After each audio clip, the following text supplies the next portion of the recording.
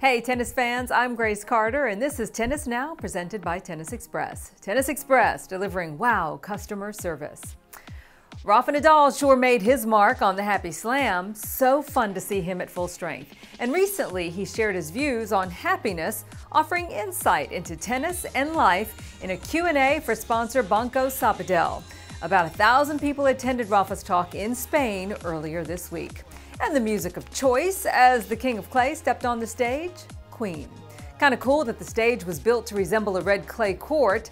In the Q&A, Rafa said despite his loss to Roger Federer in the Aussie Open final, he is happy with his game because he took a really big step.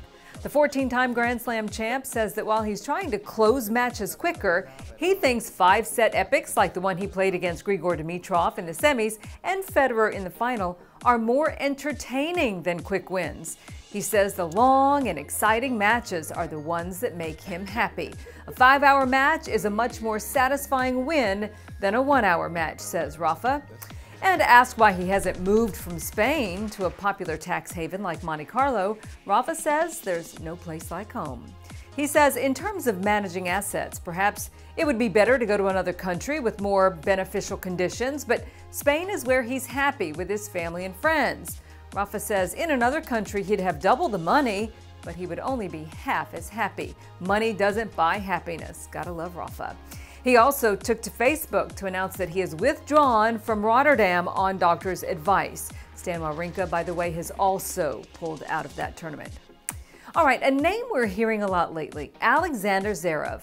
You know, Rafa Nadal and Andy Roddick have both touted him as a future world #1. And now there's growing speculation that Boris Becker could help Zverev in his quest to reach the top. Talking to German publication Bild, Alexander said he knows he could learn a lot from Boris, but he says there just is one stumbling block. He can't afford his services.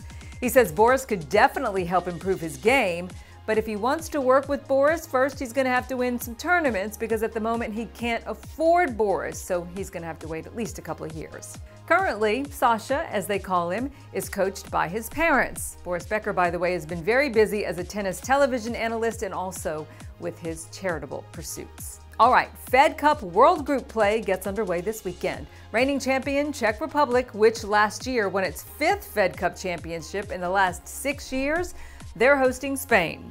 The winner of that tie will face either third-seeded Germany or the U.S. in the Fed Cup semifinals. Australian Open semifinalist Coco Vandeweghe and Aussie Open doubles champ Bethany Mattek-Sands will lead an American squad that is without the Williams sisters and also without Madison Keys. Ahead of hosting Germany, Bethany, Shelby Rogers, Allison Risk, and Coco all hit the golf course to show off their skills. Check out Coco, who by the way plays golf as a lefty, show some easy power. Fed Cup practice though isn't all forehands, backhands, and golf swings. You gotta work on your high fives too. All right, some players visit landmarks. Dominic Thiem builds landmarks. He shared this shot of a Lego version of Big Ben that he built brick by brick. Pretty cool. All right, that's the news for now. I'm Grace Carter. We'll see you next time here on Tennis Now.